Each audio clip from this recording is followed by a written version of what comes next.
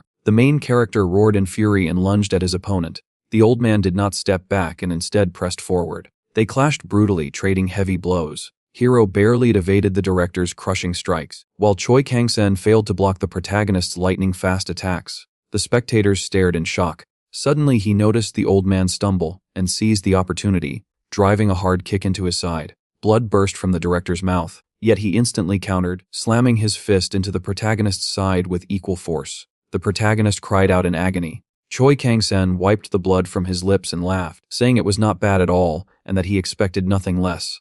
The protagonist trembled from the pain, realizing this was truly S-class power. The old man raised his fists again, clutching his stomach. The protagonist declared with certainty that he would defeat him if he used all his strength. The principal pointed at the boy enthusiastically and said the academy needed people like him, so he had to win even if it demanded everything he had. The protagonist lifted his fists and replied irritably that the old man would not live to see that. He sprang forward, warning that he was attacking, but halted when he noticed his opponent trembling. A powerful magical aura coiled around the old man's legs, and a terrifying force erupted from the principal. His blazing eyes showed complete seriousness. The students gasped, whispering that the principal was now fighting at full strength. Shaking, they wondered whether they should intervene. The protagonist showed no fear and charged with a scream. Miri watched in terror, thinking things had gone too far, and that they had to stop it. The protagonist rushed forward as the old man prepared his strike. They launched simultaneous blows. At that instant, a notification appeared before the protagonist's eyes stating that the number 1 had passed the test on the 11th floor of the Warrior's Tower. Another message reported that a loyal follower of the protagonist had presented tribute. He wondered if this was really the time for such things. He remembered that every time he cleared a test, a reward appeared. Seeing the old man's fist hurtling toward him, he decided to defeat Choi Kang-sen first and deal with the rewards later. The director thought he should at least break his opponent's arm. Their fists collided and a magical explosion thundered through the arena. When the light faded, the protagonist stared in confusion while Choi Kang-sen, sweat beading on his face, glared menacingly. Suddenly, a bouquet of roses materialized in front of the protagonist's face. He stared at the stunned director and asked if this was the tribute. Irritated, he flung the bouquet aside, asking why he needed flowers at such a moment. The bouquet flew straight into Choi Kang-sen's face. He turned his head and muttered flowers. At that moment, the silhouette of a terrifying monster appeared before him. Screeching, the man smashed through the net and fled in horror, tears streaming down his face. He thought he could not lose, yet he could not face that creature either. The protagonist watched in confusion and wondered what was wrong with him. Was he allergic to flowers? He wondered if he had one and whether Grandpa would become his believer. He checked his phone but saw no notification and decided he would recruit the man anyway. A message from the ant appeared. Several million residents wished to settle in his territory and begged for mercy and protection. The protagonist grinned, shouting that his believers were increasing on their own, which meant everything was going smoothly. Turning aside, he saw Miri looking at him joyfully and realized it was time to leave. System notifications reported that the settlement's infrastructure had improved and the number of protective walls had doubled. As he walked down the hallway, he read that houses for new believers were complete and that the number of followers had increased. Even after expanding his territory, he realized it was still not enough. The poor boy slapped his face, wondering how he could attract 1 billion believers. The ants pointed at the great god, saying he was telling them something. They asked if it was a prayer text, and the holy maiden urged everyone to pray together.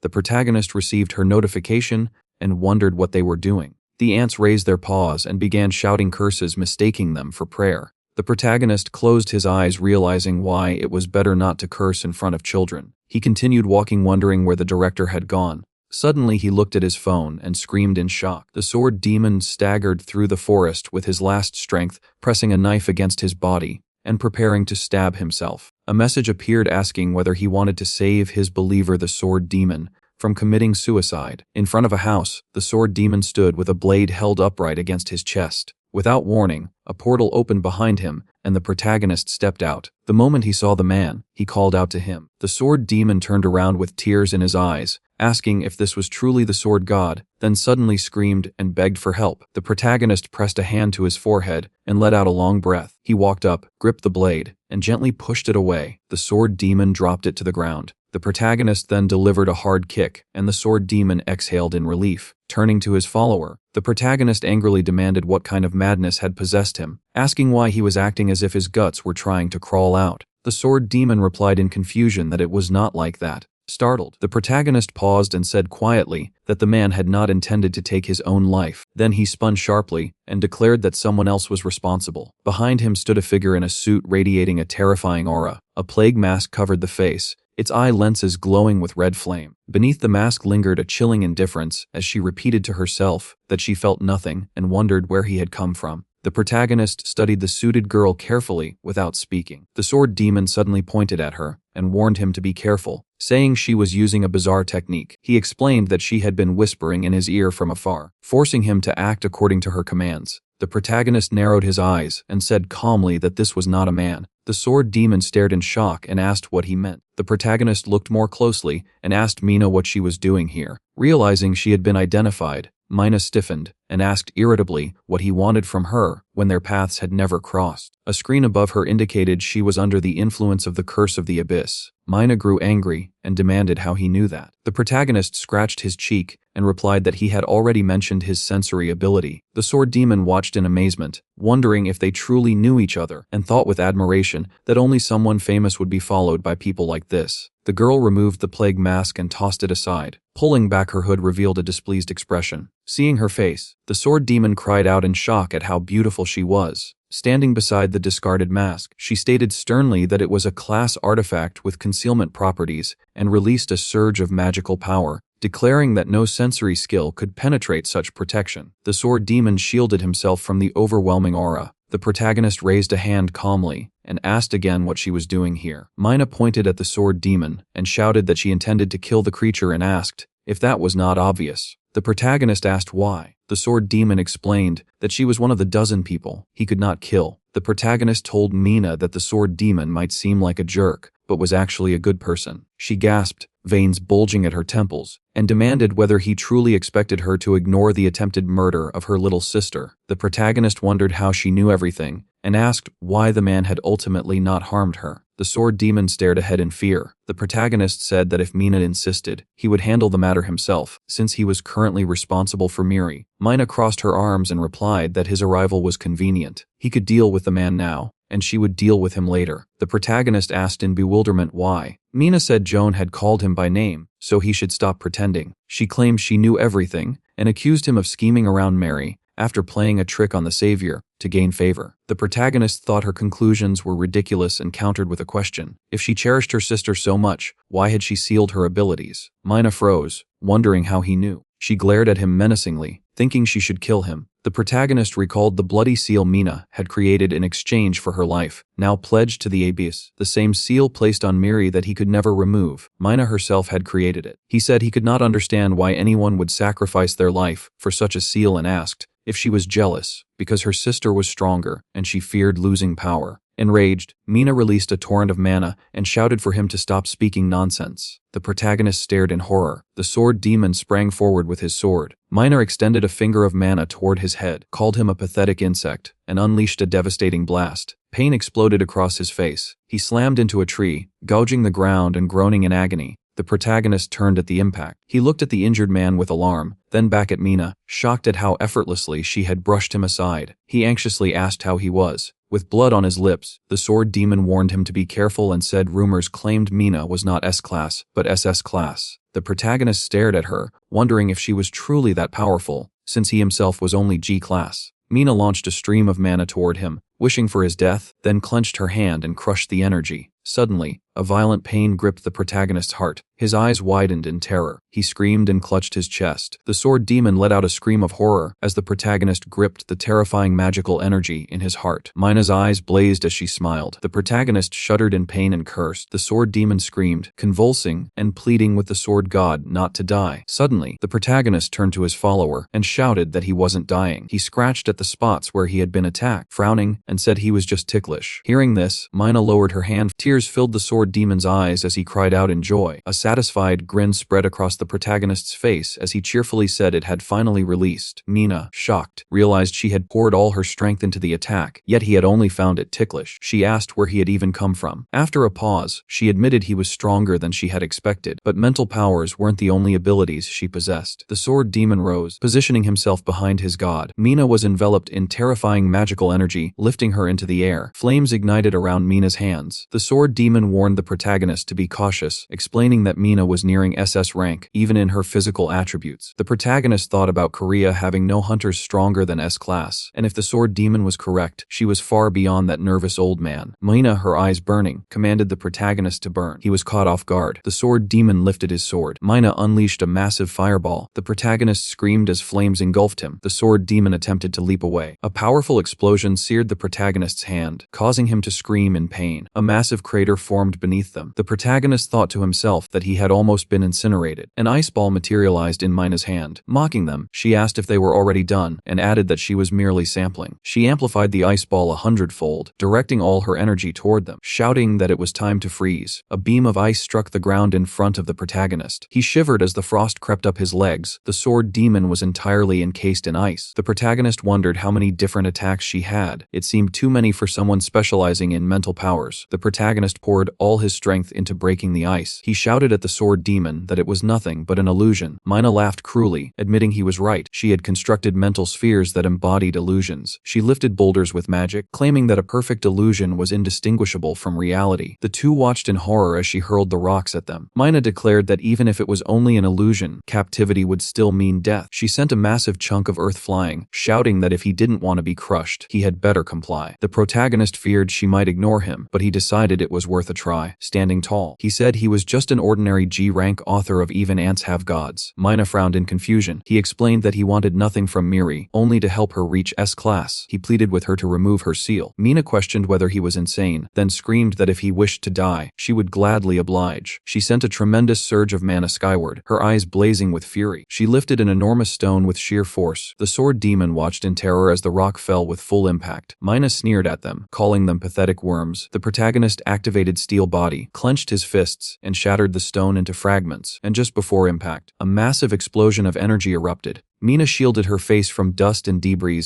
as the protagonist's power tore through the enormous sphere. Shards of stone and earth scattered in every direction, yet he remained completely unharmed. Mina stared, stunned by his strength. The protagonist grinned wickedly, and the sword demon erupted from the ice, exclaiming with joy that he no longer had any doubts about the sword god. The protagonist turned to his subordinate, warning him not to lie, because he could clearly see the doubt when the sword demon had called it an illusion. Frozen, the sword demon sank to his knees and begged for forgiveness. Observing them, Mina assumed he was just an ordinary G-class. The protagonist pressed his foot onto his subordinate and turned to Mina, declaring that he still had matters to settle with her. Appearing directly in front of her, he asked if she would like to speak normally. Horrified by his sudden speed, Mina leapt back and screamed, pressing 2 fingers sharply to his head to activate her power. The protagonist exhaled, wanting only to converse, but Mina suddenly unleashed her ultimate technique, Universal Mind. Her power engulfed him from every direction, lifting him into the air. Confused, he looked around to see a space that was soft yet elastic, with waves rippling beneath his steps and a fresh, natural scent filling the air. Despite the emptiness, he could hear the chirping of summer,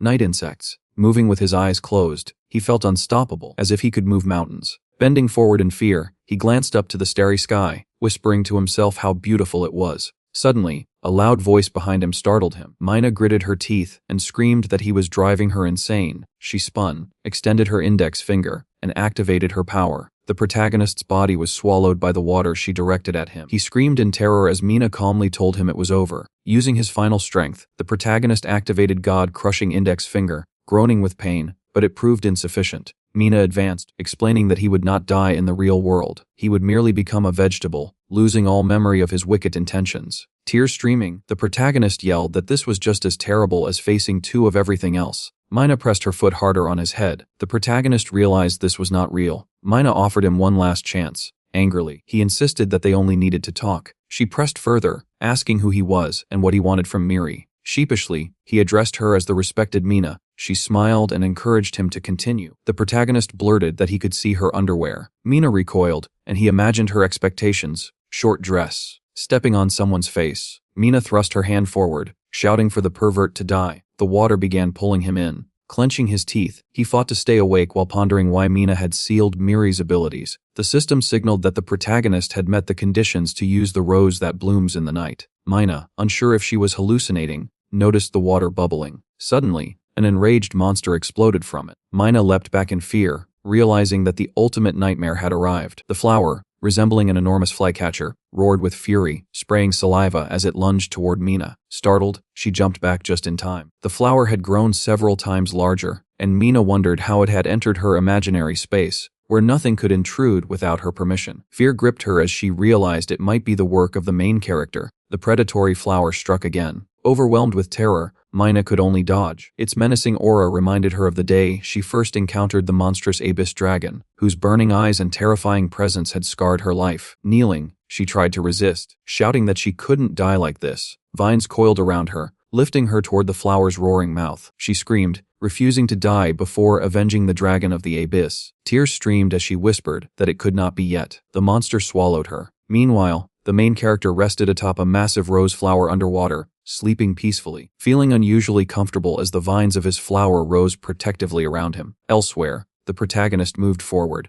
taking in the strange surroundings. Activating the blind eye of the god, he noticed a statue and learned from the system window that he was inside Mina's nightmare. Exploding buildings and scenes from 15 years ago unfolded before him, the abyss dragon attacking a city, killing hundreds, including Miri and Mina's parents. The dragon had marked the sisters for future sacrifice. Mina's body was enveloped in mana, her life driven entirely by the desire to avenge her parents. Years passed, and rumors spread that the abyss dragon had perished, but Mina refused to believe it. Her strength grew through the curse of the mark, though it shortened her lifespan. Mina sat before dripping blood, realizing her life would not be long. Miri, smiling, expressed her desire to avenge their parents as well. Unable to remove the mark, Mina feared for her sister and sealed her abilities to preserve her life. Miri screamed in anguish, pleading with her to stop, but Mina cried, asking for forgiveness. The protagonist wept as he witnessed it all, calling out to her, "Miss Mina." The system revealed that Mina's universal mind had been absorbed by the rose, dispersing her abilities. The cocoon of the mind enclosing the protagonist collapsed. Tears streamed down his face as he turned back. The sword demon anxiously asked if the protagonist was all right. He remained silent. The sword demon laughed, astonished that even Mina had been defeated, wondering what would happen next. Could she be sold into slavery? The protagonist dashed to the motionless girl, lifting her as she began to show signs of life. Exhaling in relief, he watched as Mina opened her eyes and whispered, "Mama." The protagonist frowned in confusion,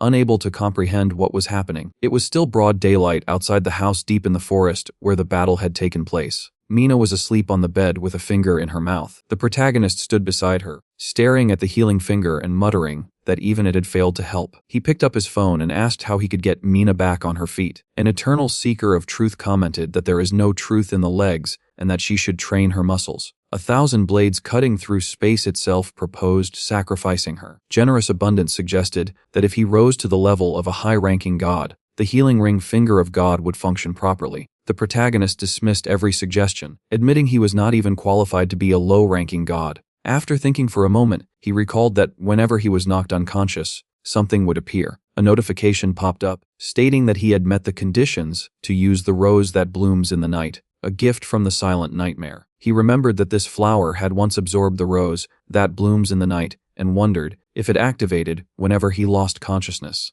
Realizing there might be a clue, he contacted the silent nightmare and asked about his little flower of scarlet wine. The silent nightmare responded that if the rose had consumed her mind, then nothing could be done. Startled, the protagonist asked if that meant he was supposed to leave Mina in this state. The madly eternal nightmare replied that there was still one possible method. Blushing, the protagonist awkwardly asked if he truly needed to spend the night with her. A notification appeared, showing that the silent nightmare was nodding vigorously. When morning arrived, the protagonist woke up on the floor and saw Mina sleeping peacefully on the bed. He gently covered her with a blanket, saying she might catch a chill. She opened her eyes and asked where he was heading. He told her he was going to prepare breakfast and asked if she wanted rice, believing that when the silent nightmare told him to spend the night with her, it was meant in a literal sense. Mina beamed and replied, "Of course, Mommy." Her mind was like clear glass, slowly filling with the old memories the protagonist had absorbed. He realized he would need to share his dreams with her, even though the success rate was low. He asked her name, and she answered Mina.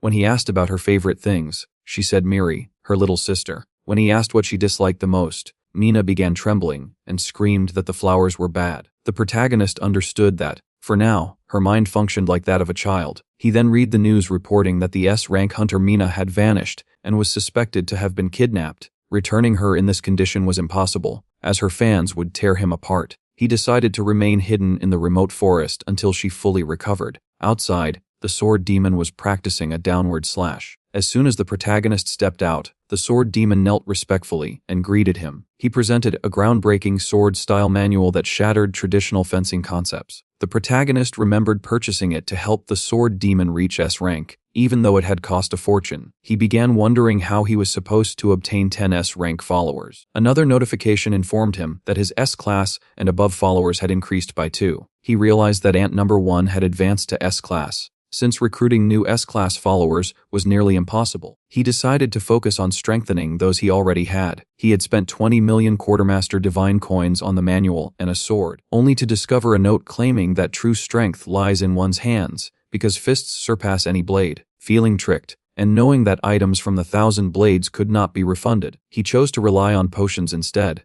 reasoning that if they worked on the ant, they might also benefit the sword demon. He ordered the sword demon to drink something and continue his training while he prepared breakfast. The sword demon vowed that he would not disappoint him. While scrolling through his phone, the protagonist saw that Yuan had announced on the news that if anyone dared to harm Mina, he would personally break their neck. Suddenly, a massive explosion erupted behind him. Yuan appeared, wielding intense flames, and demanded to know Mina's whereabouts. The sword demon proclaimed that Yuan should not act foolishly before the almighty sword god. Yuan dismissed him as absurd. Though slightly embarrassed, the demon smirked and claimed that Mina had already been defeated by the sword god. The protagonist told him to stop making things worse. Yuan's face twisted with shock and fury as he shouted that if that were true, they were all doomed. The sword demon charged forward, yelling that Yuan's end had come. Yuan extended his flaming sword and struck. The sword demon's body was scorched black by the fire. This perfectly illustrates an overpowered character. The moment you acquire him, he immediately turns useless.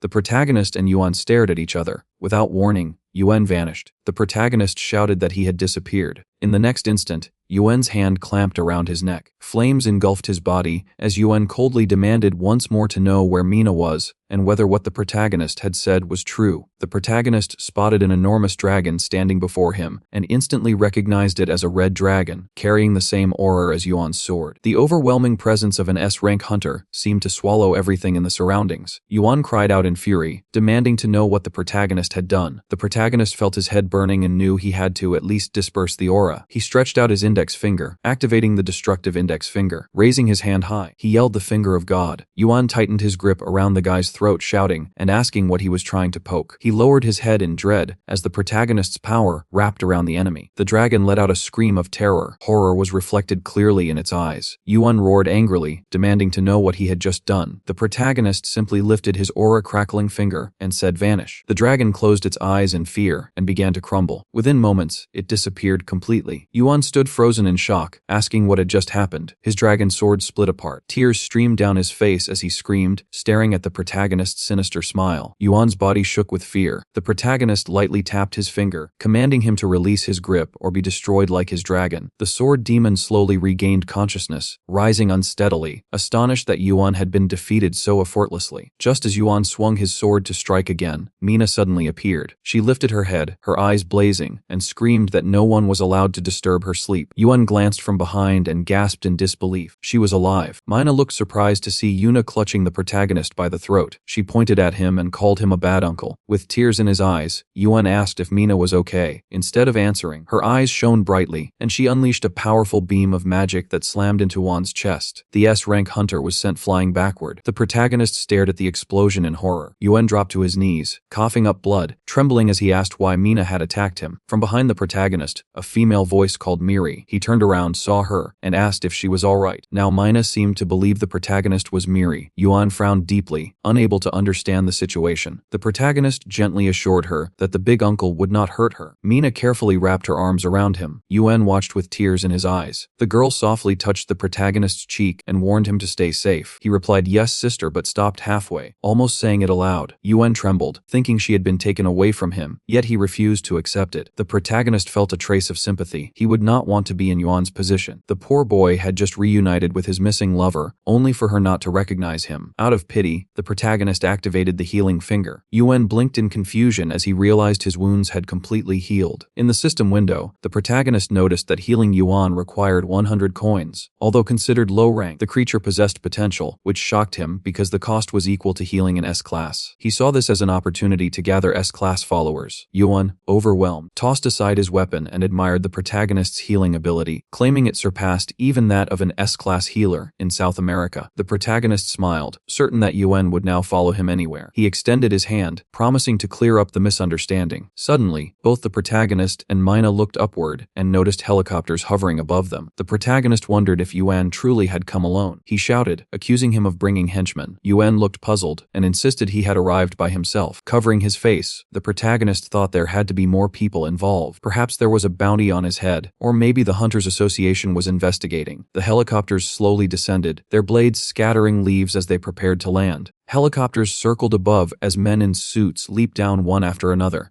The protagonist muttered that they were gathering like flies.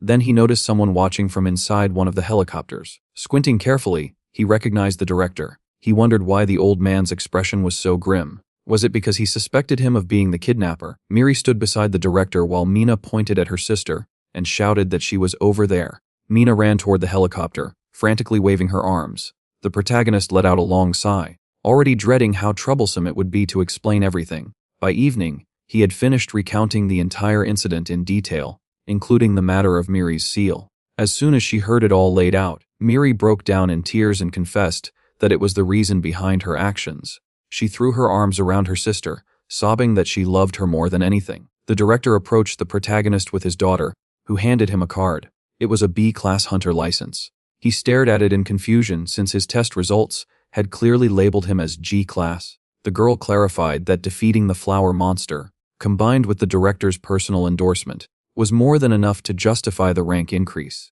The old man grew visibly alarmed at the mention of the monster, and Mina loudly insisted that the flower had been extremely dangerous.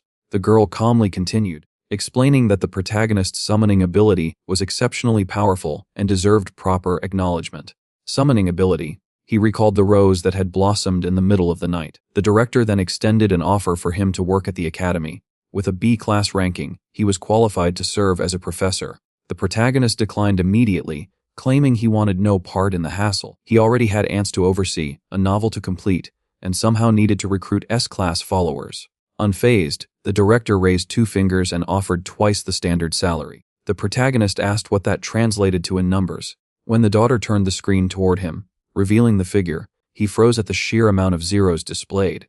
In the next instant, he hurried back and enthusiastically declared that becoming a professor had always been his lifelong dream. He eagerly asked when he could begin. Sometime later, he stood in front of his new class at the academy, looking utterly uninterested. The students whispered among themselves that he was the man who had knocked out the gym teacher with a single strike. At his side stood the sword demon, emanating an overwhelming and fearsome aura. The protagonist introduced himself and explained that he would be temporarily filling in as their homeroom teacher. Just as he prepared to start the lesson, Miri reminded him that their regular teacher was responsible for physical education. He paused briefly, then casually suggested that they conduct self-study instead. The entire classroom fell silent in disbelief. He stretched out on the desk and drifted off to sleep within moments. The sword demon struck his weapon against the floor and declared that anyone who disturbed the death god's rest would suffer Dragon Fang's punishment. The students immediately sat still, without making a sound. The following day, the protagonist yawned and instructed them to prepare for exams. The day after that, it rained, so he told them to study independently. The next day, the weather was too pleasant, so they could also study on their own. 4 days slipped by in this manner. Eventually, Mayang lost her patience. Crossing her arms, she angrily questioned what kind of teacher slept in class, played with ants, and called it instruction. Meanwhile, the protagonist cheerfully took advantage of the free cafeteria meals, asking Miri why she was eating so little when the food cost nothing. Miri simply smiled and replied that what mattered most was that her teacher ate well. Myung doubted Miri's judgment. How could she admire such an idle teacher who never even bothered to change out of his tracksuit? Miri shyly answered that she understood what made him different. Outside, she added that Mina and the protagonist were likely waiting for her after school. Determined, Myung decided she would not let her friend be missiled so easily. The next day, the protagonist finally startled everyone by announcing actual training. The students were to divide into pairs. Seeing her chance, Myung raised her hand when he noticed there were 21 students and stated that she lacked a partner. She then boldly asked if the teacher himself would pair up with her. The sword demon reacted instantly, demanding to know how she dared to challenge him to a duel. Myung crossed her arms and coolly asked what the issue was, since supervising training was part of the teacher's duty. Before the situation could escalate, the protagonist told the sword demon to relax and agreed to partner with her.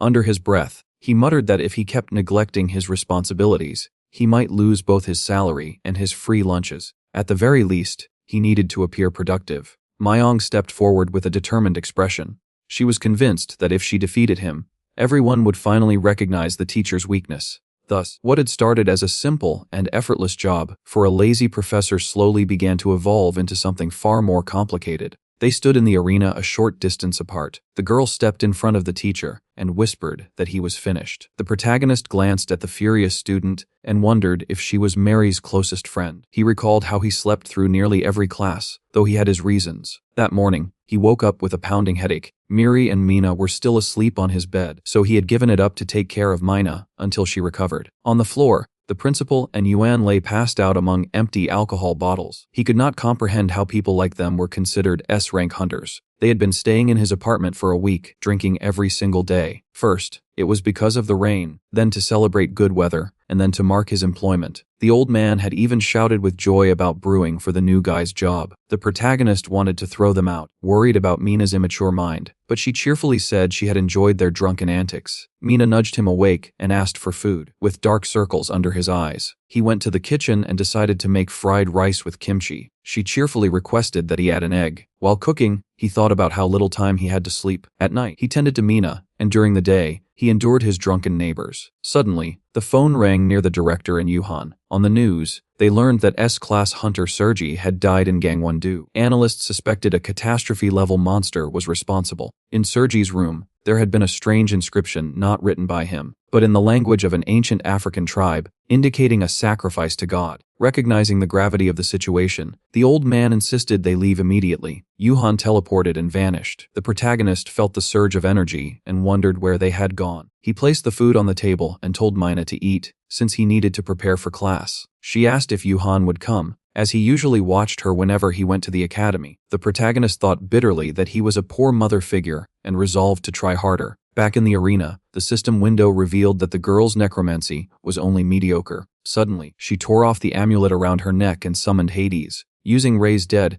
a massive figure materialized. The giant zombie Hades appeared, over 1,000 years old, once a servant of the god who devours grief, now reduced to skin and bones. Hades swung his arm. The protagonist activated Steel Body, but before he could react, the zombie froze. The girl screamed for him to attack, insisting that a necromancer's command must be obeyed. Instead, Hades knelt and bowed his head, greeting the protagonist as the great supreme being. The arena erupted in shock. The sword demon crossed his arms proudly, declaring that even the dead acknowledged the greatness of the sword god. Miri nodded in agreement, clearly delighted. The girl struck Hades repeatedly, demanding obedience, but he refused. He explained that he could not attack, as the protagonist radiated the aura of a mountain-devouring god. Hearing that name, the protagonist recalled seeing it in Hades' system window. Without thinking, he placed his hand on Hades' head. An invisible energy hand descended, and memories surged into his mind. Hades had once been a loyal knight who joined his god out of respect. He had died protecting his master's beloved and failed his final mission. As punishment, he wandered as a zombie for 1,000 years until Myung summoned him. Moved, the protagonist read in the system window that he now possessed the divine power of the god who devours mountains. The condition to transfer a follower was met. He accepted immediately. Hades became his third follower on Earth. The system then offered an evolution through divine power. Curious, the the protagonist agreed. Mana swirled around him, enveloping Hades in magic. The zombie screamed as his body underwent transformation. The crowd erupted, shouting that their teacher had performed a miracle. The protagonist leaned back, wondering if he had truly evolved Hades just like that. Hades was abruptly swallowed by a terrifying aura. He looked down at his hands in confusion as an immense force began consuming them. In mere seconds, his expression warped, his eyes blazed with light, and a crazed grin stretched across his face. A notification appeared before the protagonist, announcing that the giant zombie Hades had evolved into the dark paladin Hades. The protagonist could only stare in shock. The sword demon bowed his head in satisfaction, remarking that, as always, God had worked another miracle, while Miri clapped with delight. A second notification appeared, stating that the dark paladin Hades possessed remarkable potential. Hades dropped to one knee before God, expressed his gratitude for the blessing, and pledged his soul as a faithful shield. A system window then appeared before the protagonist, informing him that he now commanded 4 followers with S-class potential. Mayong shouted in disbelief, demanding to know what the teacher had done to Hades to make him speak. Suddenly, the protagonist grabbed his head as dizziness overwhelmed him. His knees gave way, and he collapsed. Hades swiftly caught him, reassuring the others that God was merely resting. The sword demon sank to his knees, saying that he had been working without pause, and swore to protect his slumber. Another notification clarified that the evolution had drained a considerable amount of divine power. The protagonist soon found himself beneath a tree in an endless field. Realizing he was inside a dream, he rested with his head on the lap of a beautiful girl called Generous Abundance. She offered a gentle smile and softly stroked his hair, telling him to relax and recover after everything they had expended that day. A faint glow shone from her hand. Flushed with embarrassment, he felt as though he had entered paradise, unaware that danger was already drawing near. Meanwhile, in the academy's medical room, Mina sat idly, sucking on a lollipop. She took out a small trembling case from her backpack, teasing it with her candy before refusing to share. Yumai observed her anxiously, reflecting on how much Mina had changed and silently wishing that her dad and Yuhan were safe. Without warning, Mina let out a terrified scream, insisting that a monster was coming to devour her. Outside the academy, a cloaked man stood quietly at the entrance. In a low voice, he muttered that 2 sacrifices meant for his god were concealed within. After sensing Miri's energy, he questioned why one of them had yet to ripen. Upon entering, the guards stopped him with mocking expressions and demanded identification. The stranger calmly wondered how such inferior beings dared to speak to him. In the blink of an eye, he flicked his hand, and one guard's head was severed. Blood splattered across the area as the second guard lunged at him, only to meet the same swift fate. The cloaked man lifted his hand, wrapped it in intense energy, and slammed it into the ground. A massive explosion rocked the entire academy, chunks of stone falling from above as alarms echoed throughout the building. He proclaimed that everyone there was a sacrifice for his god and dismissed the rest as worthless. Hunters rushed forward, spreading out to encircle him. As they tightened their formation, the stranger's eyes suddenly widened. "Found it," he murmured coldly, fixing his gaze on Miri, one of the seeds of the dragon of the abyss. She shook in fear. The man revealed his sharp teeth and whispered with madness in his voice, "Unripened sacrifice." At that exact moment, a tremendous surge of magical energy exploded outward. The hunters lifted their weapons and readied themselves for battle. With his eyes wide, the man wearing glasses asked who the stranger was. In front of them stood a figure in a long hooded robe holding a stone. He crushed it in his hand, grinding the fragments tightly in his fist. The stranger's eyes flashed as he declared that the annoying parasites must die. With a casual wave of his hand, he hurled the rock fragments forward. The pieces slammed into the hunters with great force and knocked them backward. The sword demon quickly drew his sword and raised it in front of him like a shield to block the flying debris. The disciple frowned fiercely and clenched his teeth. The villain angrily demanded to know how anyone dared to block his attack. At that moment, a voice from the speaker announced that the director and the S-class hunters would arrive soon and ordered everyone to evacuate to the bunker immediately. The girl firmly told her comrade to take the master to the bunker and promised that she would stall for time. The follower replied that Hades would deal with it. The demon burst into loud laughter and declared that they would not succeed. Suddenly, sharp thorns erupted from his back, tearing apart his robe. The heroes watched in shock as a massive monster revealed itself in the hall. The creature opened its mouth and released a terrifying roar. A cluster of dark energy gathered in its paw while waves of magic spiraled around it.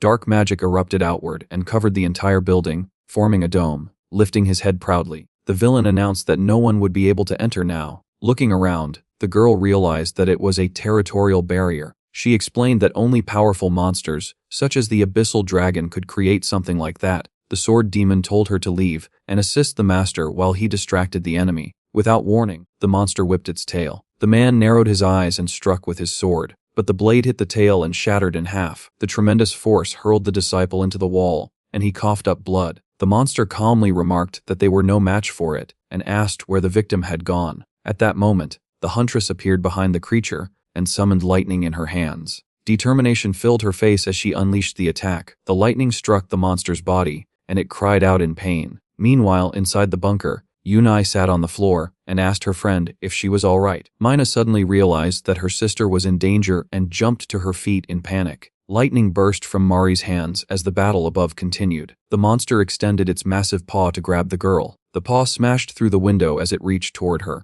The man coughed and asked the sword god for forgiveness. A giant paw slammed the girl against the ground, and the monster stated that she could no longer escape. A slimy appendage extended from its paw and reached toward the schoolgirl. She shut her eyes and called out to the master. Nearby, a woman clasped her hands together and used mind control on the monster, commanding it to stop. The monster turned its head toward her and realized that the seed of the abyss dragon had come to him on its own. Mina clenched her teeth as she noticed that her skill was not working. The board inside her bag suddenly began to tremble. She threw the backpack onto the ground and begged it not to interfere while she tried to rescue her sister. She prepared another spell, but a massive shadow suddenly loomed over her. The monster struck her with its long tail. The woman covered her face from the dust as the tail wrapped around her body and lifted her into the air. The villain told her to wait for her turn. The huntress shouted furiously and demanded that he release her sister immediately. Ignoring her completely, the monster extended its paw and decided to start the ceremony. Mina desperately pleaded for help as the appendage pierced into her hand.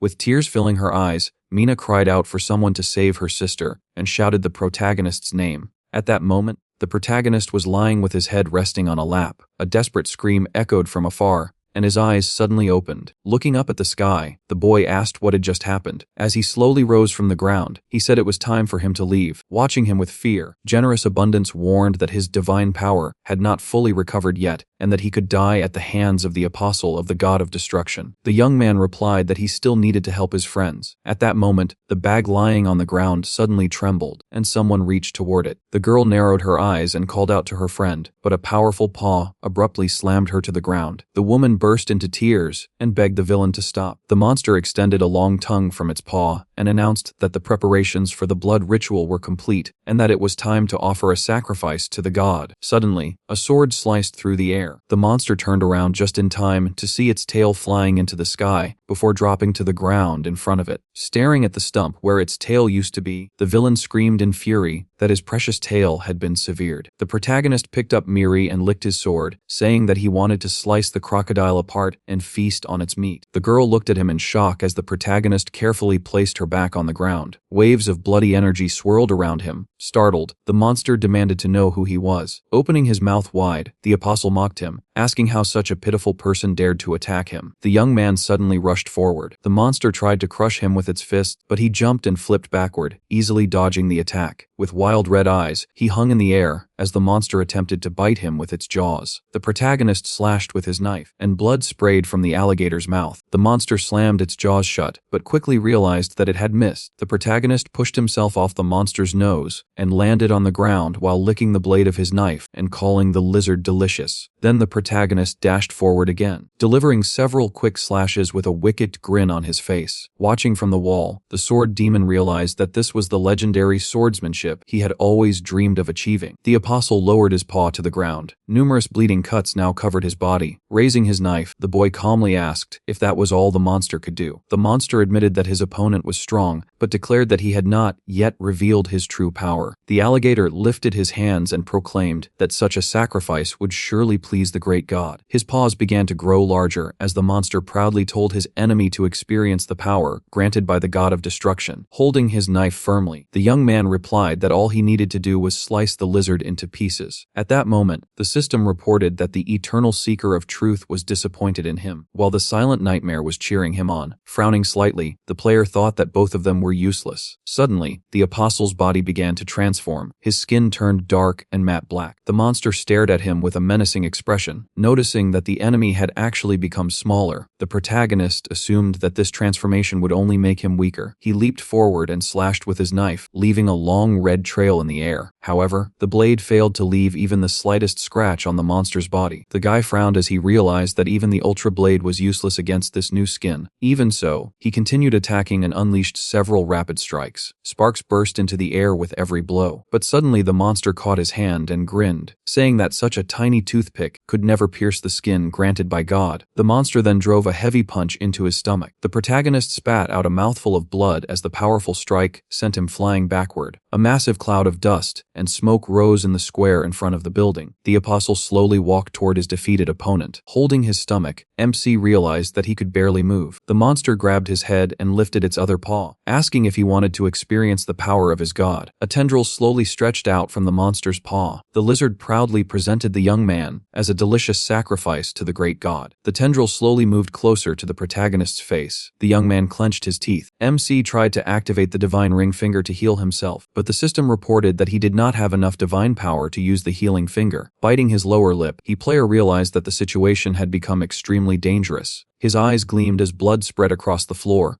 forming a wide puddle. Squinting weakly, the protagonist realized that he was about to pass out. At that moment, someone suddenly rushed toward the villain with a sword. Gustav turned his head just in time. The savior clenched his teeth and attacked, but the apostle struck him hard in the stomach, sending the follower flying backward through the air and crashing into the ground in a cloud of dust. Powerless to move, the injured protagonist thought bitterly that this was the price of his arrogance after becoming a god. Perhaps it would have been wiser to stay humble and keep a low profile. Drops of blood slowly began to glow, turning into tiny lights. Raising his fist, Number 1 shouted for the god to believe in his own strength. The holy maiden clasped her hands together and prayed for the god to trust himself. The protagonist heard the desperate cries of his followers. Mina told him not to think about dying. Miri begged him to gather his remaining strength, and the sword demon apologized for his weakness. Their sincere prayers finally reached the sword god, and a system notification appeared saying that a portion of his divine power had been restored.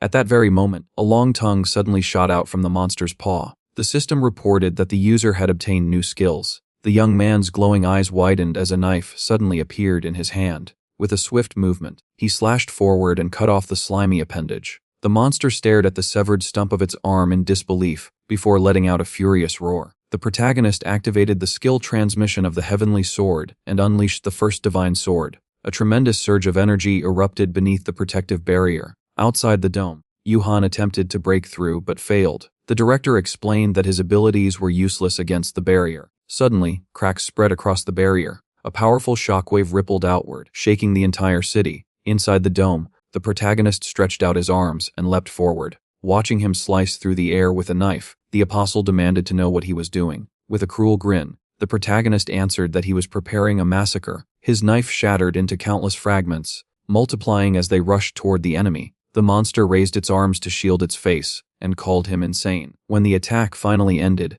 the ground was covered everywhere with deep knife marks. The lizard-like monster looked around in confusion and asked what had just happened. Lowering his head calmly, the young man stated that his opponent was already dead. The monster attempted to attack again, but its pupils suddenly shrank. A deep slash appeared across its stomach, and blood burst out. 2 more cuts opened across its shoulders. Shocked and furious, Gustav shouted that he could not possibly lose to an ordinary human. A surge of energy exploded beneath the dome, and the blast shattered the force field surrounding the academy. The apostle collapsed onto the ground, lying in a pool of blood. As the monster looked up, it noticed glowing circles floating above the protagonist's head and finally understood the truth. This was not a human at all, but a terrifying god among gods. A brilliant light illuminated the battlefield. The monster's paw crumbled apart, and Gustav's body slowly turned into dust. The system announced that the apostle of the god of destruction had been destroyed and absorbed. The protagonist dropped to his knees. Another notification appeared, saying he had advanced in the mission to promote the evil god.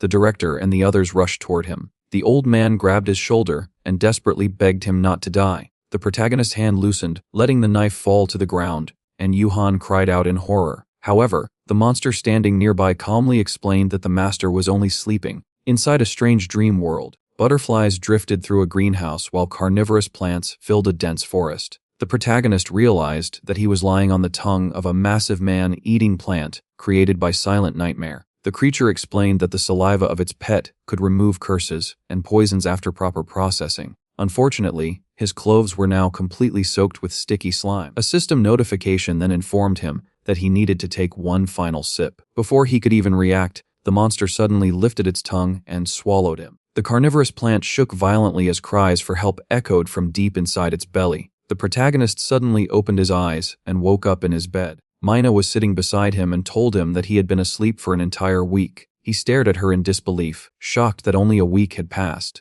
When she asked if he had experienced a nightmare, he calmly replied that he was fine. Soon after, the system reported that he had gained a new follower and that the mission to promote a good god had progressed further. When he discovered that his girlfriend had become his follower, he smiled while she blushed shyly. The eye of the blind god even hinted that she might be ready to kiss her master. Suddenly, a deafening roar shook the room. Dust fell from the ceiling as a massive shark suddenly appeared inside the hospital room. Everyone froze in fear, staring at it in complete confusion. Unable to understand where such a creature had come from, there were many impact marks on the fish, and the system announced that number 1 had offered a gift to the god. Raising his fist proudly, the ant asked his god to enjoy the gift from the sea, which contained a massive amount of protein. The player held his head and wondered if his follower truly had nothing better to do. Just then, the director suddenly rushed into the room and demanded to know what was going on. The sword demon peeked over his shoulder to check whether everything was all right. Scratching his head awkwardly, the protagonist explained that nothing serious had happened and that someone had simply given him a shark. The protagonist stretched out his hand and used the god's destructive index finger. The shark shot out through the window and slammed onto the ground outside. Looking at his companions, the boy calmly announced that today's dinner would be shark. A few days later, the young man stood nervously in front of a classroom door. Inside, the students were talking about their new teacher. They said he was the association's secret weapon and the man who had defeated an SS-class monster while they were hiding in the bunker. The protagonist heard every word clearly. The sword demon stabbed his weapon into the floor and proudly proclaimed that the students had finally recognized the greatness of the sword god. At that moment, Mayong stood up and instructed everyone to greet the teacher. The protagonist realized that she had actually been the class president the entire time. The students bowed respectfully, and the protagonist covered his mouth, thinking that this was the first time the students had shown him such respect. The children smiled proudly for their teacher. Thinking back to the battle with Gustav, the protagonist said that it had been a long time since they had properly studied. The students immediately grew tense, assuming he was about to assign extremely difficult work. However, he simply smiled and said it was only a joke. Instead, he announced that today they would be having a medical examination. The students gathered outside the examination room. Hijo sat beside the teacher while sweat rolled down her face. The system displayed that she was suffering from anemia, even though it was difficult to notice with the naked eye. The protagonist realized that the status window could be used for medical diagnosis and asked her to remain still. Raising his hand, he activated the healing little finger of a god. A green aura surrounded the girl, and she instantly felt better. She asked how he had done it. The protagonist silently praised himself as a genius doctor and called the next student. Suddenly, Miri and the sword demon walked into the room and asked to be examined as well. The protagonist frowned and reminded them that he had already checked them at home. They insisted that the atmosphere at school felt different,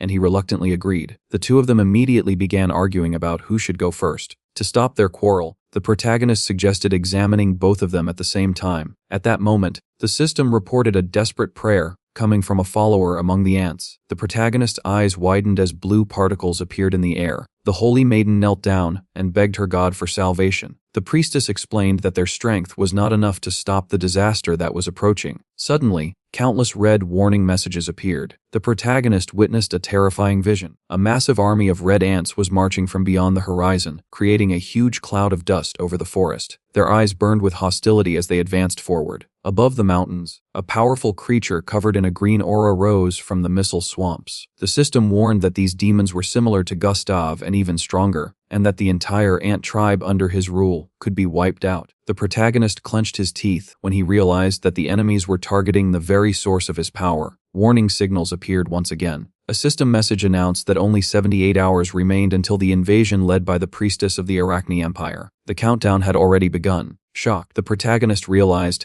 that an army of 100 billion beetles was approaching and that ordinary insecticides would never be able to stop them. Crossing his arms, he wondered whether he could truly protect the ant tribe, especially after how difficult the battle with Gustav had been. Miri and the sword demon noticed the change in his expression and asked what had happened. Demonic beasts with burning eyes were already marching forward to destroy the followers of the evil god. Holding his head, the protagonist wondered what he should do. Then he suddenly remembered the promotion mission. A strange smile slowly appeared on his face, confusing his friends. The system showed that he still needed 4 more S-class followers. Clenching his fist tightly, the protagonist realized that he had to complete the mission as quickly as possible. Director was sitting in the dining room, his plate piled high with meat, rice, and vegetables. Peeking from around the corner, protagonist decided that this man could be his key to salvation. He walked over and took a seat nearby. The system reported that the man was grateful to the user for saving his daughter, and that his physical strength far exceeded normal limits. The old man looked at him and asked what he needed. Protagonist explained that he had a small request. The director of the academy raised an eyebrow, but soon a smile spread across his face as he agreed to help, saying he trusted his friend. However, when the system checked his description, nothing had changed. Seeing this, the MC scratched the back of his head in frustration. Miri whispered to her sister that it was impolite to stare. The protagonist realized that even Mina had trouble believing in him and wondered how he could find 4 more people. Looking at the director, he wondered why the system hadn't counted him as a follower. Smiling, protagonist said he only wanted to build a trusting relationship. Narrowing his eyes, the director suddenly declared that he would not give him his daughter. The boy frowned, thinking he didn't need her. Miri and Mina blushed as the old man warned him not to even consider it. Protagonist reassured him that he was not attracted to older women. The S-rank huntress pouted, while the director angrily stabbed his spoon into the table, asking if his comrade didn't like his daughter. Trying to calm things, the headmaster asked if protagonist had really helped students with his healing abilities. The protagonist confirmed this and explained that Mina had improved thanks to his healing skill, as she had initially been unable to speak or recognize anyone. He then asked if anyone else needed his help. Lowering his head, the director asked if he could heal someone on the brink of death. At that moment, a new task appeared in the system to heal an old friend of the man. Protagonist smiled confidently and said he could handle it, hoping to gain another S-class follower. Later, they arrived at a hospital. Many people dressed in black were guarding the room. Inside, a girl lay unconscious on a bed of flowers. The protagonist was surprised, as she looked more like his friend than an old man's companion. The director explained that she was a fortune teller, and people like her did not age. She looked the same as when they first met, though her hair had turned white. He added that they had fought countless deadly battles together, and had even saved Korea from destruction. The girl slept quietly, surrounded by a bright aura. Doctors and healers had tried to save her but failed. The director explained that his friend had exhausted her life force, and had been forced to absorb energy from plants just to survive. He asked protagonist if there was any way to save her. The protagonist said he would try. Observing her, he noticed that the system did not display her age for the first time, and assumed it was a glitch. Suddenly, a mysterious voice spoke, saying that asking a woman's age was not gentlemanly. Glowing eyes appeared on the ceiling, and light smoke surrounded protagonist as he realized the fortune teller had summoned him into her astral space. He found himself in a blooming garden. A girl named Mireille greeted him, and asked if he liked the place. Protagonist quickly realized this was not a dream, but an astral projection. Red waves of energy swirled around her. Mireille confirmed that she was the fortune teller and even called him by name. Shocked, protagonist asked how she knew him. She calmly replied that she knew the name of the chosen one. According to her visions, he was the embodiment of evil, though he appeared kind and simple in reality. She admitted that in her vision, she would eventually try to destroy him. Protagonist asked why she had brought him to the astral world. Mireille explained that her physical body was near death, and she wanted to personally verify whether he was truly dangerous. The protagonist asked her to send him back so he could heal her body, as only 68 hours remained until army enemy arrived. Mireille shook her head, saying her body could not be healed. Instead, she instructed him to use his power within the astral space, as his ability was far greater than he realized. Protagonist activated the healing ring finger of a god. Waves of green energy spread around them, and the system announced that healing had begun. Mireille floated into the air as the power enveloped her body. Soon, another notification appeared: the healing had failed because the user lacked divine power. Protagonist clenched his teeth in fear. Mireille slowly descended, leaves swirling around her. Confused, protagonist asked what was happening. The woman fell to her knees but smiled at him and said she believed in him. She explained that he still did not understand the full extent of his power and had chosen to entrust her fate to him. The fortune teller lifted her eyebrows, and the system evaluated her strength as equal to 2 S-class followers. Frowning, the protagonist realized he still needed to find 2 more followers. The huntress explained that if he kept saving small worlds, he would eventually gain the power to save his own world. A tree was reflected in her eyes. Surprised, the boy understood that she was referring to the ant kingdom. He hoped that when the the time finally came, he would be able to protect everyone. Small particles of light began forming around her. Reaching out his hand, the young man asked her to stop, saying he did not have much time. Closing her eyes calmly, she told him not to worry, because the answer to his problem was much closer than he believed. A moment later, her body dissolved into shining dust and light. Immediately, the system notified him that a new ability had become available. Startled, the MC realized it was a Murray skill, but another message quickly appeared saying he lacked enough divine power. The disappearing world collapsed beneath his feet, and the player's eyes widened with fear. When the smoke finally faded, the director placed his hands on his shoulders and asked if he was all right. Clenching his teeth, the protagonist remembered that the solution was right beside him. Above the academy gym, clouds moved slowly across the sky while students played basketball. Holding a phone to his ear, the protagonist realized he had failed the director's quest, but he soon thought of another method to gain followers. If the solution was really nearby, as Murray had said, then he only needed to look more carefully at the people around him. Lowering his head, he placed an order that had to be delivered by tomorrow, even if it meant spending all his divine coins. Not far away, the sword demon was training with his weapon. His blade cut through the air with powerful swings. The system reported that he now possessed the sword of the heavenly demon god. The MC remembered paying 20 million for it and hoped his friend would eventually reach S-class. It was described as a technique from a secret collection of 1,000 blades, a style capable of slicing through space itself. Holding the book, the follower complained that the technique felt too calm for his aggressive combat style. The fanatic said the heavenly demon god sword technique felt overly restrained and prevented his energy from flowing freely. The protagonist watched silently as the sword demon kept practicing. Sweat rolled down his face while dust rose from the ground with every powerful swing. Mayong watched him with admiration and called him cool. When he called her over, she asked how she could help, but the follower clarified that he was actually speaking to the summoned monster standing beside her. The monster asked if he truly wanted to lose again. Smiling confidently, the fanatic replied that he felt certain he could defeat him today. Watching them, the protagonist wondered if an A-class fighter could possibly defeat an S-class opponent. The duel started immediately. Charging forward, Hades warned his opponent not to expect mercy. The sword demon declared that he had mastered the heavenly demonic sword and slashed forward with glowing eyes. However, the follower suddenly froze when he realized his opponent had vanished. In the next instant, the monster struck him from behind. The fanatic dropped to his knees while the monster calmly explained that technique alone was not enough to defeat him. The sword demon promised he would win next time before collapsing face down on the ground. Hades lifted him over his shoulder and said he still had the potential to succeed. He then carried him toward the infirmary while Mayong followed closely behind. Watching them leave, the protagonist believed his friend truly had the potential to become S-class, although it would not happen right away. He opened another energy drink. The system reported that his divine power had increased by 1%. Even after drinking 2,000 bottles, the improvement remained small, and he realized the battle would begin very soon. Turning toward his friends, he asked how they were doing. Mina placed her hands on her sister's head, planning to remove the seal so Miri could defend herself and avoid falling into the hands of the abyss dragon. Miri closed her eyes, and once the seal was removed, lightning flashed briefly. When asked if everything was all right, Miri calmly replied that she was fine. Believing she might also reach S-class, the protagonist encouraged Mina not to push herself too hard. Mina suddenly remembered that he once said he liked younger girls. Her cheeks turned red, and she quickly looked away in embarrassment and anger. Confused, the protagonist scratched his head and offered her some candy instead. The huntress immediately accepted it and happily began eating the lollipop. The young man wondered when his girlfriend would finally return to normal. He then thought that if both Miri and the sword demon managed to reach S-class, the quest would finally be completed. There were only 2 days left before the invasion. Remembering something important, he asked the girl to tell the sword demon to guard the academy while he stepped out for a while. When she asked what he needed to do, the protagonist simply replied that he wanted to sleep. Stepping onto the mattress, the MC thought he had one last hope. He wrapped himself in a blanket and decided to train with the Stalkers, because time in the dream world flowed much slower than in reality. 3 months there equaled only 2 days in the real world. Smiling, the protagonist realized he could become far stronger during this time. In the temple of the god of the sword, huge blades were stuck in the ground, and 1,000 blades sat on the throne. The protagonist raised his eyebrows, remembering the first time he came here and how the man's crazy eyes had almost made him cry. Raising his head, the protagonist asked if the knife that broke during the battle with Gustav had been repaired. The system reported that the blade had shattered into many fragments and needed more time to be restored. The protagonist held out his hand and asked to borrow something. The stalker replied that it would cost 1 million divine coins. Shocked, the writer asked why the price had doubled since last time. 1,000 blades grinned and reminded him that he had no other option. Looking at the system window, the protagonist sighed and paid the 1,000,000 coins, hoping he was not being cheated. Suddenly, a rift opened, and a wooden katana flew out. Confused, the protagonist asked why he needed a wooden sword that looked more suitable for brushing teeth. The stalker smiled and explained that it was far more special than it looked. A description appeared. It was the training sword once used by the founder of the Husham sect. Surprised but intrigued, the protagonist decided to test it since the money could not be returned. When he activated the Ultra Blade, the katana began to shake. The system explained that once synchronization reached 50%, a miracle would occur, and the synchronization would increase through training. The protagonist noticed the sword reacting as if it wanted to say something. When he asked about the miracle, the stalker only grinned and announced that hellish training would begin. A massive sword suddenly struck the protagonist, but he blocked it with the wooden katana. His eyes widened in disbelief that the wooden weapon could withstand such power. Thousand Blades then ordered him to attack. The protagonist crouched, realizing he could not even touch him. The stalker said that blocking 10,000 strikes was impressive, but now it was time for 10,000 more. Clashing swords filled the air as the rider trained relentlessly. Empty energy drink bottles piled on the rocks. Only 20 hours remained before the invasion. Breathing heavily, with sweat running down his face, the protagonist finally noticed a weakness. He lunged forward, and the wooden sword pierced Thousand Blades' body. The stalker looked back in shock. The protagonist frowned with determination. He had finally wounded his opponent. The synchronization rose to 47%. The protagonist drank another energy drink. The eternal seeker of truth praised him but demanded the same potion. Hugging the bottle, the protagonist complained that it cost money, but the stalker snatched it anyway. Next came strength training in the Temple of Muscles, filled with weights and dumbbells. Holding a whip, the stalker declared that muscles must be trained before battle. The protagonist was struck across the back with the whip and nearly cried, feeling like a slave. Still, the stalker praised him and ordered him to lift a 2-ton dumbbell. Thinking of protecting his ants, the protagonist lifted the massive weight. Lightning flashed around it as he pressed it from his chest and raised it above his head, his arms shaking and veins bulging from the strain. Finally shouting in triumph, he succeeded. The eternal seeker of truth applauded and told him to drink potions to prevent muscle loss. Exhausted, the protagonist collapsed and drank another energy drink. 10 hours remained before the disaster. Then it was the Silent Nightmare's turn. Annoyed, the protagonist realized he would have to sit inside its stomach again. Trapped in the throat of a giant carnivorous plant, he struggled to stay awake. With the wooden katana, he pierced the stem and burst out of the plant, though the wound healed instantly. Venus flytraps opened their mouths around him while the Silent Nightmare demanded that he be tougher next time. The protagonist sighed, convinced that all the stalkers were insane. 1 minute remained before the invasion. Clutching his head, the protagonist realized his synchronization was still at 49%, only 1% short. With no time left, he asked the plant if it really wanted something tough and rushed forward. Grinning, he dashed through the forest of carnivorous plants, slashing them with his katana. Wounds split across their stems while the Silent Nightmare trembled with excitement. The Venus flytraps blood as the protagonist cut through them again and again. Frowning angrily, the protagonist shouted for them to stop enjoying it and give him the final 1%. Only 1 second remained before the invasion. The MC's face was drenched in sweat. A notification appeared before him, showing that synchronization had reached 49.9%. Gritting his teeth, the protagonist shouted that he was about to lose his mind. Behind him, a stalk emerged, and the Venus flytrap snapped open its mouth. The Silent Nightmare seemed to confirm that this stick was truly the best. Moments later, the synchronization hit 50%. The system informed him that he could now travel to either Antria or the Ant Kingdom. The protagonist opened his mouth in shock and angrily demanded where the promised miracle was. The notification explained that the intelligence and endurance of his Class S followers had risen thanks to the synchronization. Raising his eyebrows, he realized it referred to the Sword Demon and Miri. If they had genuinely become Class S, that would certainly qualify as a miracle. Suddenly, numerous red warnings flashed. The system declared that a holy battle had commenced, putting the user's life in immediate danger. The young man understood he had to rush to Antria, while also remembering that a delivery was due at the academy. Meanwhile, a cloud of dust rose above a castle, surrounded by a massive army of red ants. Arch sat upon the throne, smirking proudly. She declared that the fortress constructed by the evil god's followers was impregnable. The infectious fly, Beelzebub, lifted her staff and vowed not to disappoint the queen. The insects soared into the air, mocking their enemies as insignificant. From the fortress wall, the holy maiden realized that even her sacred powers were insufficient to stop such an enormous horde. Following the merciful god's command, the priestess decided to stay put on the walls. The fly raised its hand and prayed for a divine curse to strike their enemies. Green energy swirled in her hands as she drew in a deep breath. The insects readied themselves to spread a lethal infection blessed by the god of infection. Suddenly, a rift tore open in the sky. A giant foot crashed down onto the ant army, splattering blood across the white socks as the protagonist stepped out of the rift. Grinning, he realized that the exterminator had arrived and that the necessary supplies had reached him just in time. A can of insecticide hovered in midair. The fly trembled upon upon noticing an inscription in the language of the evil god. When the protagonist turned toward her with eyes burning like fire, she immediately understood they had no chance and ordered her comrades to retreat. But it was already too late. The god's crushing index finger activated the insecticide. Combined with Johan's telekinetic power, the cans released a deadly gas. The toxic fumes blasted the fly backward. Blood spurted from its mouth as it realized this was the most lethal poison ever known. The gas tore through its body, and one by one, flies began dropping from the sky. The poison spread throughout the battlefield, covering the entire ant army. Horrified insects cried out warnings to avoid the gas. Some recognized that their enemy was the legendary evil god, revered by savages. Seeing panic ripple through the ranks, Arch raised her hand, commanding her army to stand firm and threatening to execute anyone who tried to flee. The MC observed the massive horde of ants and thought they could easily blanket the entire island. Irritated, Arch leaped from her throne and demanded to know if the evil god truly expected the same tactic to work twice. At her signal, a winged saber-toothed tiger launched forward. Its powerful wing beats scattered the insecticide fumes. The protagonist shuddered as he watched the smoke disperse and, worse, drift toward his own followers. Thinking fast, he used the god's index finger alongside telekinesis to create a massive cloud of smoke. The insecticide cans rose into the air, forming a swirling whirlwind above the ant army. Frowning, Arch realized yet another trick had been played against her. Gritting his teeth, the MC thought that if he had hesitated even slightly, his own followers might have been harmed. Squinting at the battlefield, he wondered what that cat was up to. The strong and cunning beast opened its mouth. The tiger devoured the ant, leaving the protagonist stunned. He noticed that the monster grew stronger with every victim it consumed, and thought it was utterly cruel. Watching her pet, the spider considered that sacrificing countless lives was acceptable if it meant obtaining power akin to a god. Flashing her purple eyes, the queen commanded a squad of blind suicides to be released. Frustrated that his insecticides had failed, the protagonist readied himself for action. Suddenly, a swarm of dragonflies appeared, each carrying red ants with bandaged eyes. Smiling, Arch realized that,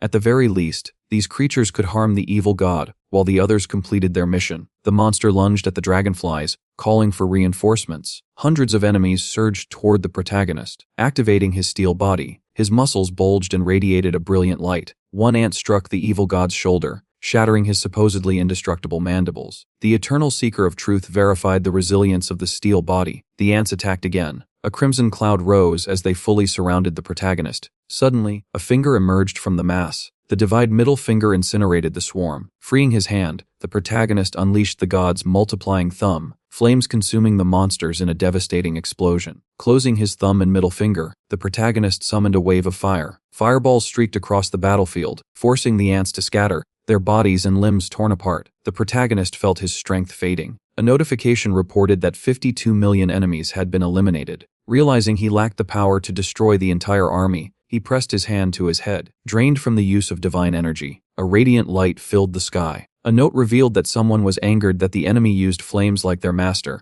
Raising her hands, Arch ordered the followers of the great god to stop the evil god at all costs. The fiery chariot vowed to act on behalf of 100 million victims. The red ant clenched its fist, and the priestess commanded obedience, declaring it an honor to die for the empire. The monster spat fire, incinerating many insects before swallowing others. Its steel plates gleamed menacingly. The protagonist noticed it had grown even larger. The fire chariot activated, its wheels spinning. The monster charged. The protagonist attempted the crushing index finger of the god, but the system warned that he lacked sufficient divine power. The monster collided with him, blood gushing as he was thrown back in front of the fortress. Arch smirked, envisioning her revenge. The protagonist, too weak to protect even his loyal ants, was filled with despair. The holy maiden urged him to wake. The priestess wept, and the protagonist reminded him to stay within the castle. Healing proved ineffective due to the fire chariot's divine power. The monster demanded the death of its enemy, calling him a worthy sacrifice. A pillar of light illuminated the temple, as number 1 requested permission to join his god. A small portal appeared, lightning flashing within it. The follower answered the call of his god, while the warrior sought trust, proud of the fallen monsters. Suddenly, a massive mouth appeared.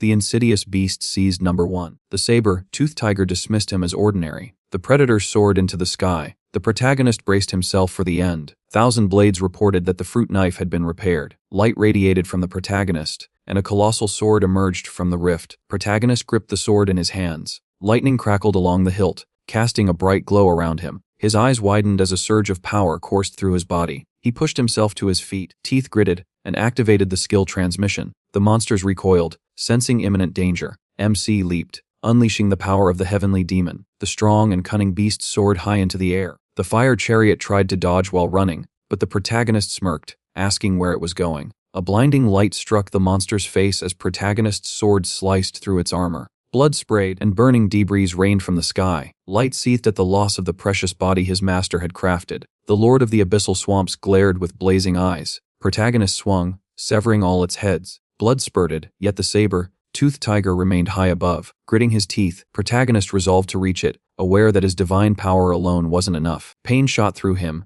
Sensing an opening, the beast lunged from the sky, but hesitated as protagonist's body radiated a blue aura. The system reported that Miri's seal had been lifted, granting her transcendental potential. Protagonist realized only one follower remained to complete the mission. Clenching his fist, he raised his blade, ready to unleash his full power on the enemy. The lord of the abyssal swamps regenerated its severed heads, mocking the sword as useless against its immortality. Squinting, protagonist found this amusing. A notification confirmed the enemy's infinite regeneration. Its head surged forward, but the sword itself spoke, taunting the Hydra as already dead. One by one, its heads melted away and dissolved, leaving the monster in disbelief that it had been felled by an ordinary blade. A giant eye appeared overhead, and the Hydra's heads disintegrated completely. The notification confirmed its defeat. The sword absorbed the dark energy. A black aura enveloped protagonist, filling him with renewed strength. Suddenly, two burning eyes appeared above. Before he could react, a formidable and insidious beast dived from the sky,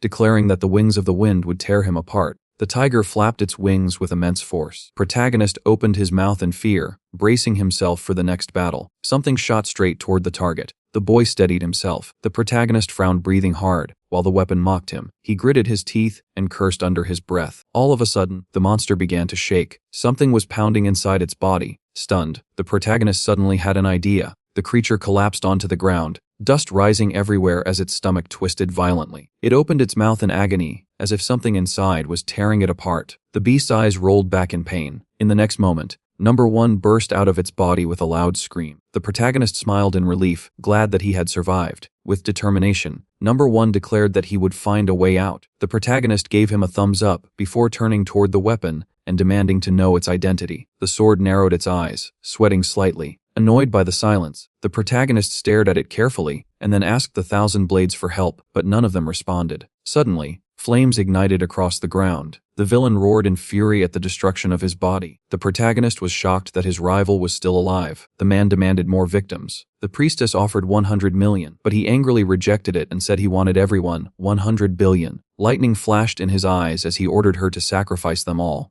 A massive army appeared, flames spreading among them as screams echoed everywhere. The protagonist clenched his teeth as the enemy grew even larger, flames swallowing everything around them. Stones heated from the intense commotion. The man lifted a massive rock, proudly boasting about his strength, and hurled huge boulders toward his opponent. Stone and fire collided, but the monster easily melted the rock and smirked. The fireman towered over the protagonist. The MC tensed and asked what he should do. The sword cursed before telling the protagonist to strike. Sweat ran down the protagonist's face. Lava had already formed beneath them, yet he tightened his grip on the sword, realizing there was no other choice. As he swung it, he activated the Number 1 sword demon skill along with the power of the heavenly demon. The enemy stiffened and groaned under the strike. The fireman laughed, mocking the weakness of the attack. The protagonist frowned, thinking the sword was unable to help, but the weapon's determined aura pushed him forward. The creature grinned widely, but in the next second it was sliced into 2 halves. It screamed in despair as a massive explosion burst out. The sword narrowed its eyes with satisfaction, proudly declaring its strength. This time, the protagonist remained conscious, unlike before. Then,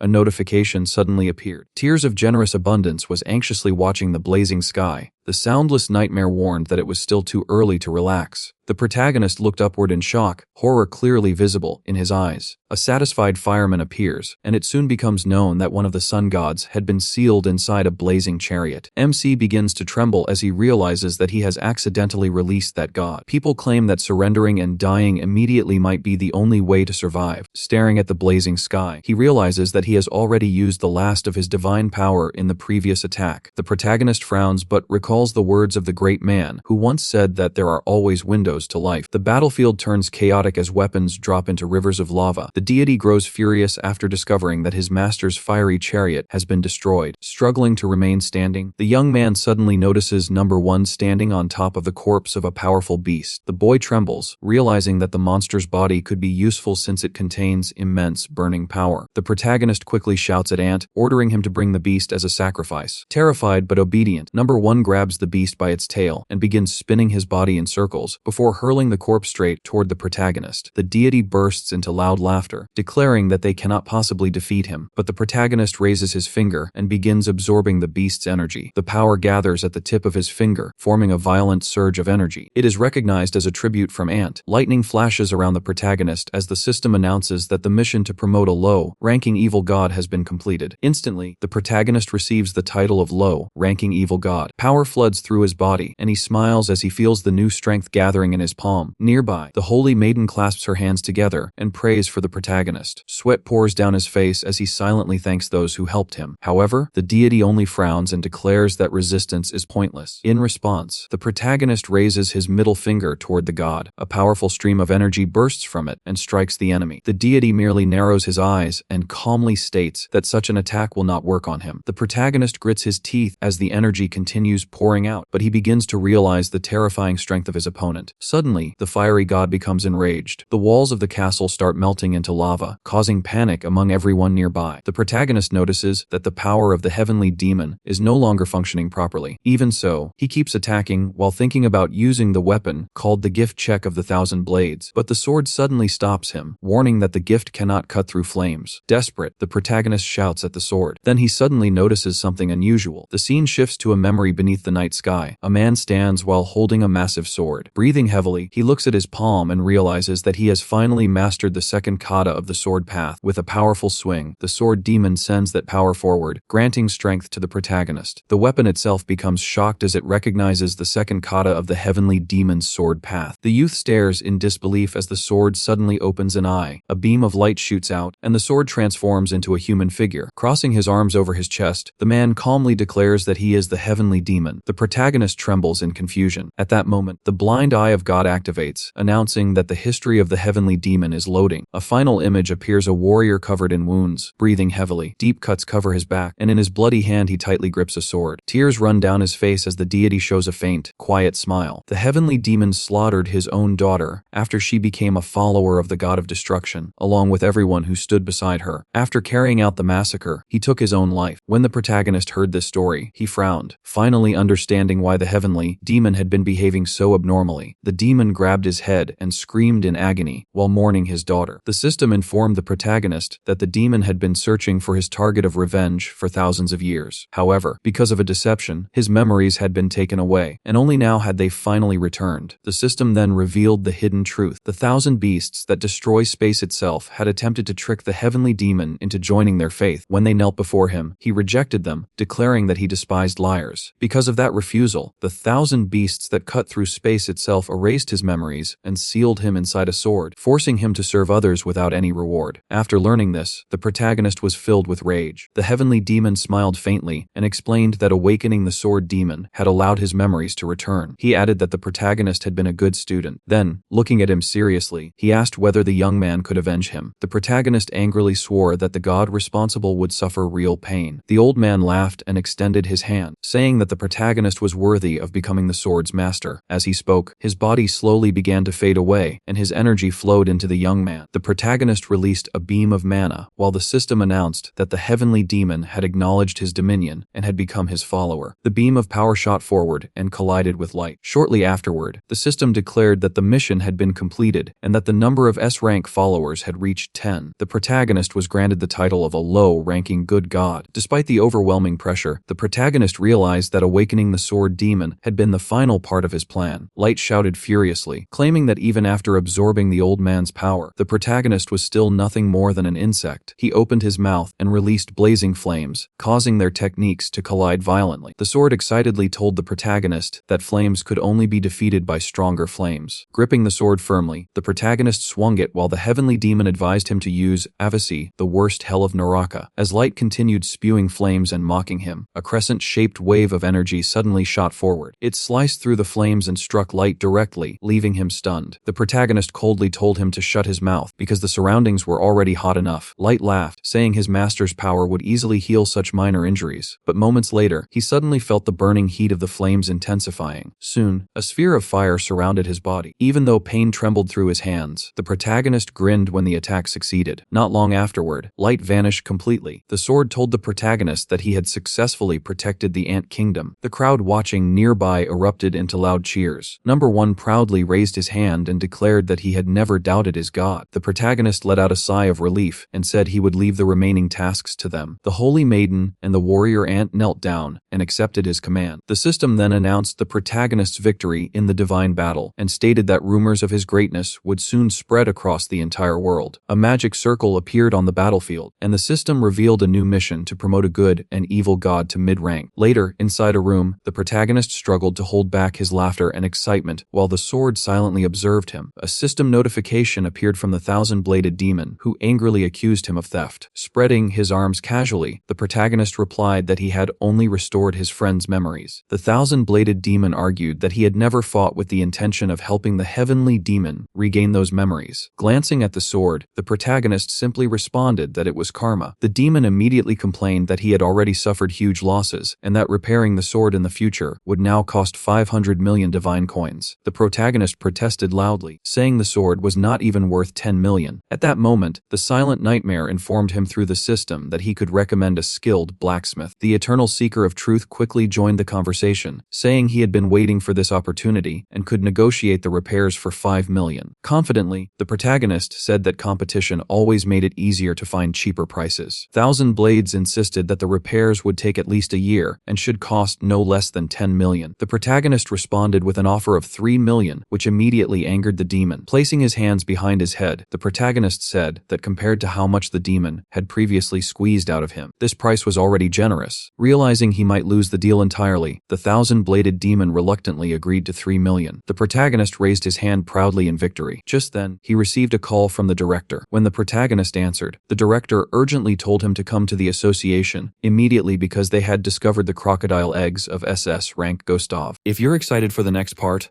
leave a comment and I'll do my best to bring it to you as soon as possible.